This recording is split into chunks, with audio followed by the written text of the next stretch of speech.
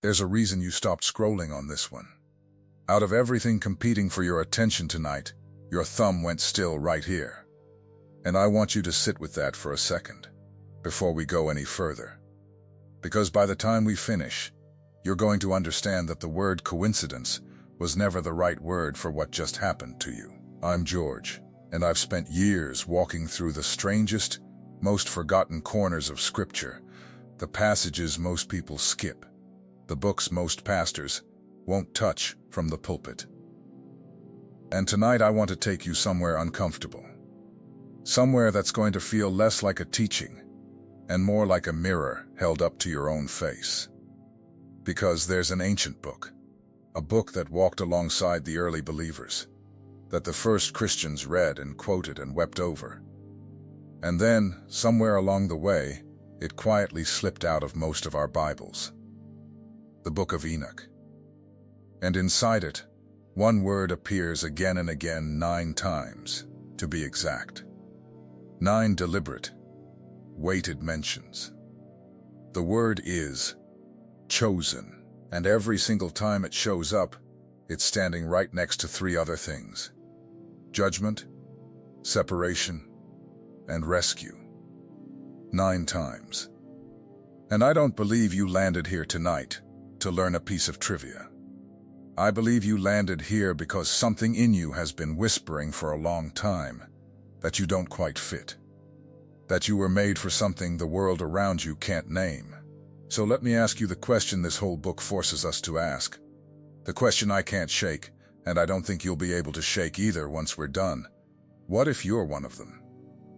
Let me tell you who Enoch was first, because it matters. The Bible gives him almost no airtime, just a handful of verses in Genesis. But what it says about him is staggering. It says Enoch walked with God, and then it says something no other man in those early chapters gets said about him, and he was not. For God took him. He didn't die. He didn't grow old and fade. God reached down and brought him home while he was still breathing. Think about what kind of man that takes. In a generation so corrupt, the Creator was already deciding to wash the whole earth clean. There was one man walking so closely with God that death never got its hands on him. Let that picture sit with you. Everybody around Enoch was living however they pleased. Violence everywhere. Corruption in every direction. The whole world had drifted so far from God that the flood was already being measured out. And in the middle of all that noise, there was one man so close to the Father that God basically said, "I'm not going to make you walk through death. Come on home now." That's not the story of a religious man. That's the story of a man who had a friendship with God so real, so daily, so unbroken, that the line between this life and the next barely mattered anymore. And I bring that up because I think a lot of us have settled for something so much smaller. We've settled for knowing about God.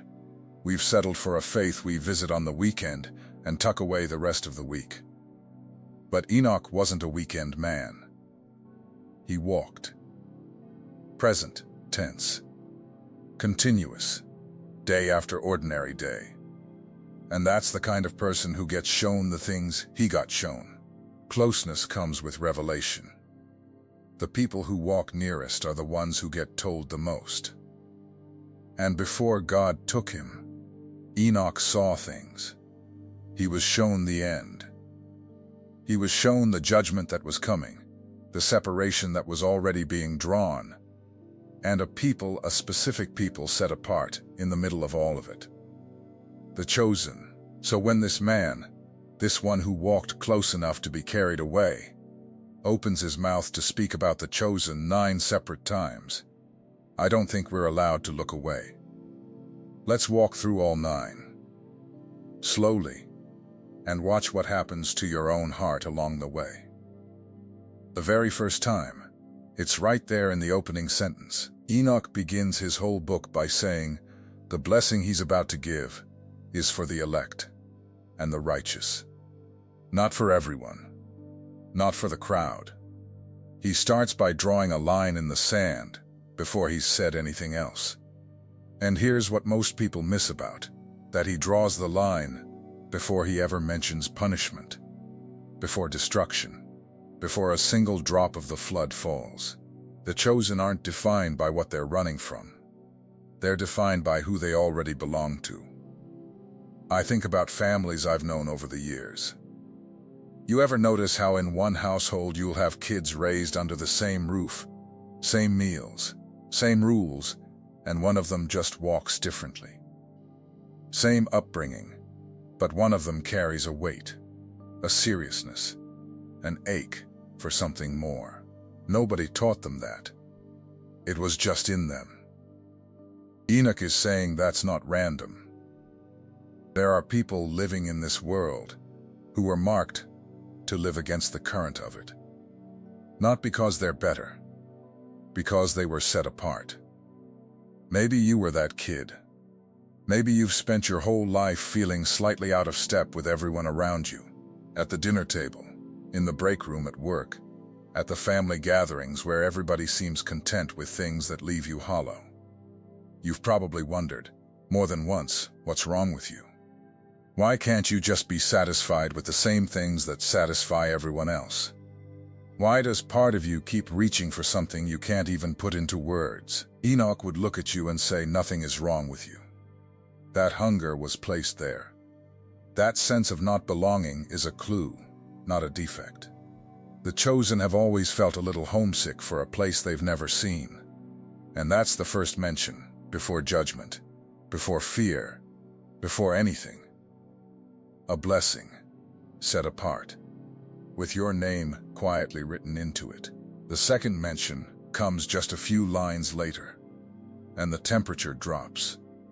Enoch says that with the righteous, God will make peace, and he will protect the elect. And now, the backdrop is no longer a gentle blessing. Now it's judgment falling, justice landing visibly on the earth. And in the middle of that storm, there's a group God shields with his own hand. I need you to hear how unsettling that is. Enoch doesn't say God protects everyone. He says God protects the elect. And to our eyes, you might not be able to tell the difference between the protected and the unprotected. There may be good people in the wreckage, religious people, moral, decent, church-going people. But God sees past the surface into the root. He knows his own. That truth shatters the comfortable little lie so many of us live by, the one that says, I show up on Sunday. I'm a good person. I'll be fine. Enoch looked God's judgment in the face and came back saying, protection isn't automatic. It's for those who live set apart. And I want to be careful here, because that can sound harsh, but think about Noah, Enoch's own great-grandson, just a generation or two later. The rain came for everyone. The flood didn't check who was nice or who went to the right gatherings. There was one family in that ark, and it wasn't because they were perfect. It was because Noah walked with God the same way his great-grandfather had. The protection wasn't earned by being slightly better than the neighbors. It came from a real relationship, lived out when nobody believed him, when everybody laughed at the man building a boat on dry land. That's the picture Enoch is painting. Protection in the day of judgment isn't a reward handed to the morally average. It's a covering over those who actually knew him, and who let that knowing reshape how they lived when it was hard and lonely and unpopular to do so. The third time, Enoch lifts his eyes higher. He says the elect will receive an inheritance, that with the righteous will be their dwelling, and with the chosen will be their inheritance. Now, an inheritance isn't a tip. It isn't a reward you earn by the hour. An inheritance is what gets passed down to legitimate children. It's a family word. And Enoch is telling us the chosen aren't just spared from the fire, they're handed something. A dwelling with God. A possession reserved since before the foundations were laid. And here's what that does to a person who really believes it. It breaks your grip on this world. You stop white-knuckling your way through the fight for status and money and the approval of people who will forget your name in a year. You stop living like this is all there is. Because if there's an inheritance coming, then everything here is just the waiting room. But notice the other edge of that promise. If some inherit, some don't. The inheritance confirms who belonged, and the way you live right now, today, in the quiet hours when nobody's watching, is already revealing which one you are. Now the fourth mention. And this one gave me chills the first time I really understood it. Enoch describes the angels in heaven, looking down at the earth, watching the corruption spread, watching what the fallen ones had done to humanity. And the angels cry out to God, but listen to what they plead for. They don't ask mercy for everyone. They plead for the elect. Think about that. Heaven itself recognizes who belongs to God, even when the whole earth is drowning in darkness. The chosen in that moment hadn't been rescued yet. They were still down here, still in the mess, still surrounded by a generation losing its mind. And while they waited, heaven was interceding for them, by name. There's a comfort in that I can't fully put into words, the idea that you might be standing in the middle of a collapsing world, feeling utterly alone. And meanwhile there are eyes above watching over you, voices above lifting you up. The chosen are never forgotten, even when the world forgets them, even when they forget themselves. But it's also a warning, isn't it? Because if heaven is already pleading for the elect, then the clock on everyone else is running down. Grace has a season, and that season does not stay open forever. The fifth time, the scene shifts to a courtroom. Enoch sees the books opened before the Most High. The sins of sinners are read aloud, exposed, dragged into the light. And he says the righteous and the elect see this, and they see it with joy. Not terror. Joy, because they have nothing hidden, nothing to dread being read out loud. They stand there clean. I want you to feel the weight of that. The chosen aren't only protected and provided for. They're informed. They're given eyes to see what others are blind to, while the rest of the world insists everything is fine, even as the ground cracks beneath their feet. The elect read the times. They notice the signs. They aren't caught off guard, because they've been walking close enough to the Father to recognize his footsteps. In an age where truth gets bent, and sin gets renamed as freedom, and the sacred gets mocked openly, discernment might be the rarest gift a soul can carry. And Enoch says, the chosen carry it. Have you ever had that feeling, that quiet check in your spirit, when everyone around you is excited about something, and you just can't shake the sense that something's off? You can't always explain it. You can't point to a chapter and verse. But you know, and you've learned, sometimes the hard way, that when you ignored that quiet knowing, you regretted it. That's not anxiety. That's discernment. That's the elect seeing what the crowd can't see. The world will call you negative, paranoid, too serious, behind the times. But Enoch saw the books opened, and he saw the difference between the ones who were exposed and the ones who saw it all clearly with peace in their chests. The chosen don't walk through life blind. They walk with their eyes open, even when keeping them open costs them the comfort of going along with everyone else. Right about here, I want to pause and talk to you directly, because if you've stayed with me this long, through all of this, I don't think it's an accident. There are messages that pass through your eyes, and there are messages that pass through your spirit. If something in you recognized itself while watching, don't dismiss it. That is the Spirit confirming what was already written. The secret protocol carries 7 keys that unveil what heaven deposited in you before you ever arrived, things no one around you has ever been able to name. It comes with the full audiobook for your moments of prayer, silence, and encounter with God. And you also receive the awakening map, the guide that illuminates the 5 seasons of spiritual awakening, revealing with precision exactly where you are and what comes next. The link is pinned in the first comment, but only for a limited time. Don't let this moment pass without a response. Now let's keep going, because the 6th mention is one of the most beautiful in the entire book. Enoch writes that the elect will have life with the Son of Man. Stop there. The Son of Man. That's the title Jesus would use for himself over and over, centuries after Enoch ever breathed it. And here's this man, living before the flood, before the law, before the prophets, already speaking of one who would judge the nations and reign in righteousness and stand beside the chosen.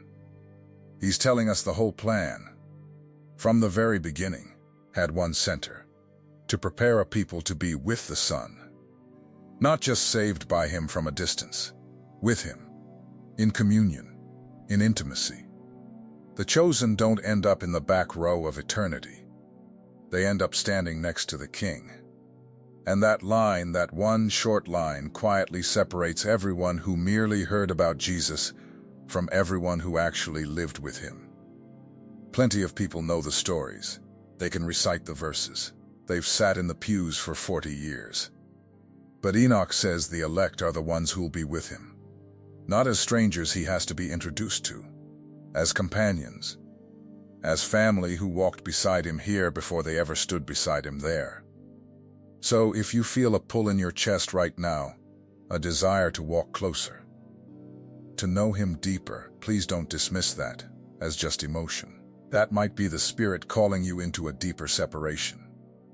Life with the Son of Man doesn't start at the end. It starts in the small, daily, unglamorous choice to live for him today. And I want to linger here, because I think this is the one that breaks people open the most. Most of us were sold a version of faith that's really just fire insurance. Pray the prayer, get the ticket. And the whole point was to avoid the bad place. But Enoch never talked about the chosen like people just barely sneaking past the gate. He talked about them living with the Son of Man, sharing his life, standing at his side. That's not the language of escape. That's the language of marriage, of family, of belonging. And if you grew up thinking God was distant, cold, a judge waiting to catch you, this should land like cold water on a hot day. The whole plan from before the flood was never just to spare you. It was to be with you, to have you near. There's a difference between a servant who's allowed to stay on the property and a child who eats at the table. And Enoch is telling you which one the chosen are. You weren't called to survive God. You were called to live with him. And the people who really grasp that stop living scared and start living loved. The 7th mention paints a picture I keep coming back to. Enoch sees the day all of humanity is confronted with the presence of God. And it's a scene of glory and terror and trembling. The wicked are falling, hiding, crumbling in shame. But the elect stand firm. They don't flee. They don't tremble. They stand tall before the throne, because they know the one they're standing in front of. To stand firm before God is to pass the test. It's the student who looks the examiner in the eye without fear, because they actually studied. But understand that steadiness doesn't appear out of thin air on the last day. It's built in every season the elect were mocked and didn't bend. Built in every pressure that tried to make them fall and didn't. They were ridiculed, tempted, worn down by a world that begged them to just go along with it. And they didn't. So when the day comes, they stand. Because standing is simply what they had already been practicing their whole lives. And let me say something to the one of you who feels weak right now. The steadfastness of the elect was never perfection. It was perseverance. It was just staying. Remaining when everything pulled the other way. If today you feel like you're barely holding on but you're still choosing Him, hear me, that is exactly what standing firm looks like. God honors the one who stays. I've sat with people in the hardest seasons of their lives. The ones who lost the job, the marriage, the health, the person they thought they'd grow old with. And I've watched them whisper, through tears, "I don't know how much longer I can hold on." And every time, I've wanted to tell them what Enoch saw. That holding on, even by a thread, even with shaking hands, is not weakness. It's the very thing that makes someone one of the elect. The wicked in his vision fell apart on that day, because they had nothing built underneath them. But the ones who stood, they stood, because of 10,000 quiet nights nobody ever saw, when they chose to stay one more day. Your standing firm before the throne someday will be made out of the nights you're surviving right now. So don't despise this season, as heavy as it is. You're not failing. You're being formed. The roots that hold a tree up in the storm were grown in seasons when nobody was watching the tree at all. The 8th mention turns painful, because here, the chosen are the ones being mocked. Enoch shows the sinners sneering at them, asking, where is their hope? What good did their faith ever do them? And I don't have to tell you how current that sounds. In so many places now, believing has become something people roll their eyes at. Choosing holiness looks strange. Standing on conviction makes you a target. Enoch already saw this coming. The chosen have always been a misunderstood minority. Always. But here's the strange grace of it, that mockery doesn't weaken the elect. It confirms them. When the world scorns you for your faith, it's just proving you're not of it. The chosen were never promised applause. They were promised resistance. And the mockery is partly a tactic, isn't it? The world wants you to quit, to get tired of doing good, to trade your eternity for a little temporary approval. But if you're one of them, you won't retreat, because people with real conviction were never living for the eyes of men in the first place. I've watched it happen to people I love. Someone makes a real decision to follow God, to actually change, to walk away from the things that were destroying them, and the first thing that comes isn't celebration. It's the eye rolls, the "who do you think you are now?" from the very people who watched them fall apart. The friends who suddenly have a problem with the new direction. And it confuses them, because they expected the change to be welcomed, and instead it's resented. But Enoch tells us that's exactly the pattern. The scorn isn't a sign you got it wrong. It's a sign you finally got it right. The sinners in his vision sneered. Where's their hope now? What good did their faith do? And the answer, which they couldn't see yet, was more good than they could possibly imagine. Because the ones humiliated for a season were about to be honored for eternity. The mockery is loud, but it's short. The reward is quiet, but it never ends. And then the 9th, the final mention, the destination. Enoch declares that the elect will possess the earth, not as a metaphor, as a promise. God will make new heavens and a new earth, and the chosen will inherit it. It echoes everything that came later, Jesus saying the meek will inherit the earth, John seeing a new heaven and a new earth where righteousness dwells. Enoch saw it first. He saw that the chosen don't just escape the judgment. They reign in the world that comes after it. That's the inheritance of the ones who refuse to bow to the world's agenda, who let go of the present to hold on to the eternal. While the crowd chased fame and comfort and applause that evaporates, the chosen lived for an audience of one, trusting what they couldn't yet see. But notice Enoch says this isn't automatic. It's for those who lived as chosen in this present world, who didn't blend in, who didn't let themselves be corrupted, who kept their faith when keeping it cost something. The new earth is for legitimate heirs, not occasional sympathizers. So here's where all 9 leave us. Enoch was Noah's great-grandfather. He saw the flood coming a generation before it fell, and his book, the one most Bibles left out, doesn't soften a single thing. It says plainly that not everyone is saved, that there's a separation, that there's an inheritance reserved for one people. And maybe that's exactly why it got quietly removed. Not because it said too little, because it saw too much. Think about what those 9 mentions actually add up to. A blessing set apart before judgment ever fell. Protection in the storm. An inheritance reserved like a family heirloom. Angels in heaven, pleading for the elect by name. Eyes to see clearly when the world goes blind. Life beside the Son of Man himself. Standing firm before the throne when everyone else is on their knees in terror. Scorn from a world that doesn't understand them. And finally, possession of a new earth where righteousness lives. That's not a scattered list of nice ideas. That's a complete portrait of a life, from the marking at the beginning to the inheritance at the end. Enoch drew the whole arc of the chosen, from the first blessing to the final crown, and every line of it was watching for someone exactly like you to read it one day and feel their own heart start to pound. And now it's looking straight at you.